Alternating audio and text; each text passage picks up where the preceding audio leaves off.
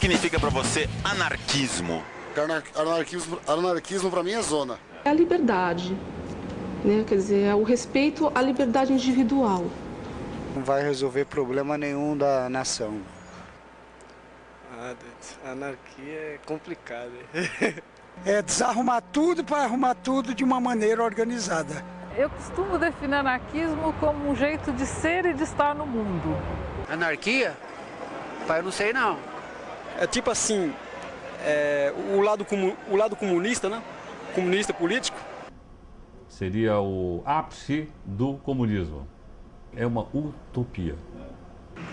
O anarquismo, ele não prega a democracia, não prega a ordem. Não é que seja só bagunça, entendeu? É uma espécie de protesto, mas é um protesto meio desordenado, né?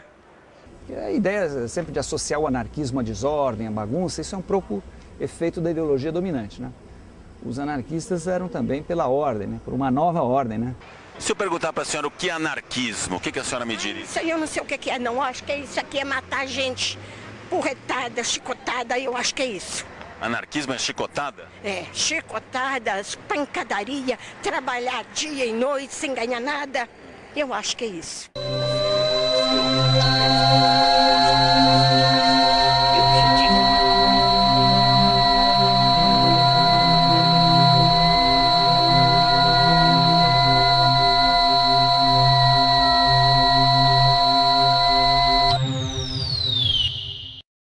Brasil, 1º de maio de 1917. Os reflexos da Primeira Guerra Mundial atingem a nação. O operariado sobrevive numa situação precária. Os salários mal pagavam as despesas básicas. O desemprego era enorme. A exploração da mão de obra infantil e feminina era frequente. Mais da metade da mão de obra empregada era composta por crianças. Estas, esgotadas pelo cansaço, dormiam em cima das máquinas, eram punidas e sofriam graves acidentes. A situação da classe trabalhadora nos anos 10, de um modo geral, em especial no ano 17, era uma situação de penúria extrema, agravada principalmente com a eclosão da Primeira Guerra Mundial, que teve as suas repercussões aqui no Brasil.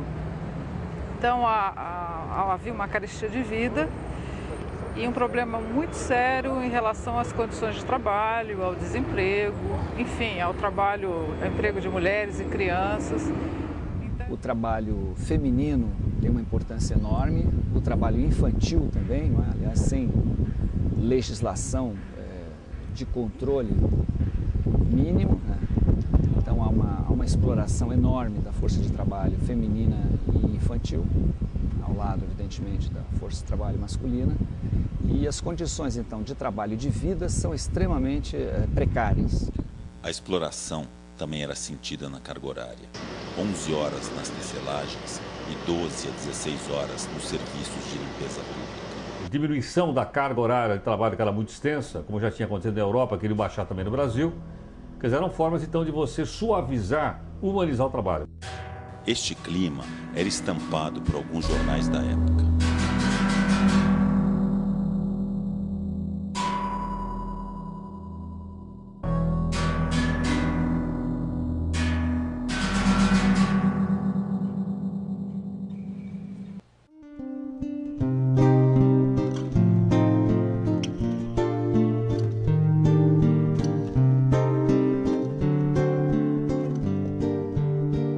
Alla mattina mi sono alzato, oh bella ciao, bella ciao, bella ciao, ciao, ciao alla mattina. Em fins do século XIX, com a substituição da mão de obra escrava pela estrangeira, diversos imigrantes oriundos da Europa aportaram em terras brasileiras. Foram levados principalmente para as lavouras de café.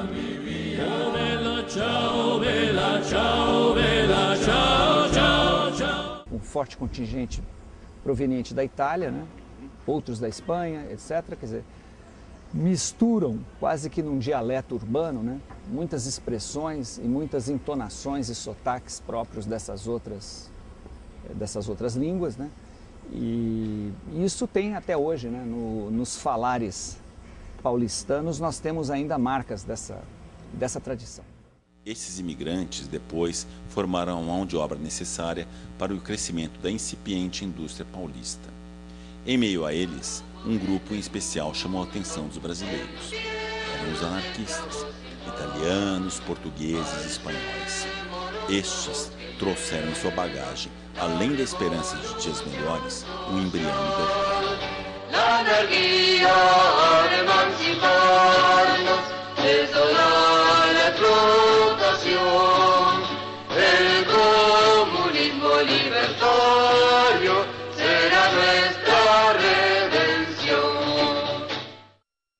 Logo, os ideais anarquistas ganharam alguns adeptos, entre eles Edgar Lenroux, um trabalhador do setor gráfico que viria a se tornar um dos maiores nomes da imprensa anarquista.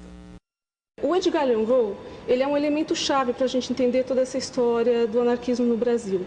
Ele é um tipógrafo, ou seja, ele domina o ofício. Então, ele vai fundar o primeiro jornal anarquista aqui em São Paulo, que é a Terra Livre. E depois ele vai fundar um outro jornal, que é a Lanterna, que é um jornal que tem um caráter muito mais localizado, que é o anticlericalismo. O Edgar tinha esse papel, ele tinha esse dom da oratória, do convencimento, da persuasão. O Edgar foi responsável por articular os primeiros comícios em praça pública. E no correr do movimento, na medida que o movimento foi ganhando força, as greves foram acontecendo nos bairros e algumas indústrias, a greve geral estava sendo anunciada como uma possibilidade, ela estava sendo trabalhada no seu fazer. O Edgar lança um jornal anarquista chamado A Plebe em junho de 1917. O jornal A Plebe ele se tornou, em determinado momento, basicamente o porta-voz das reivindicações operárias. A propaganda libertária feita pela imprensa anarquista, aliada aos métodos de ação direta, produziu na incipiente classe trabalhadora urbana o nascimento de uma consciência até então não imaginada. Sindicatos, associações de classe e ligas operárias começavam a fazer parte do cotidiano dos trabalhadores paulistas. Na Moca, um bairro tipicamente fabril, surge a primeira Liga Operária. Logo em seguida, outros bairros como Belenzinho, Água Branca, Brás, Ipiranga, Cambuci, Bom Retiro também formavam suas ligas. E essa é a grande novidade da greve de 17, né? As ligas de bairros que foram se organizando nos meses de maio e junho, principalmente. No caso do Brasil, quer dizer, os conselhos que apareceram em 1917 eram conselhos normalmente de operários, né? Operários urbanos, né? Quer dizer, no campo essa coisa não se estendeu, operários urbanos, mas de diferentes sindicatos, de diferentes ofícios, né? Mas então existia ali, em forma molecular, né? Uma estratégia que é, naquele momento, anarquista, mas que guarda muitas semelhanças, né, com as teses que tanto anarquistas quanto socialistas desenvolviam na Rússia, e antes da Rússia isso pode ser visto no importantíssimo movimento revolucionário do século XIX na França, que foi a Comuna de Paris.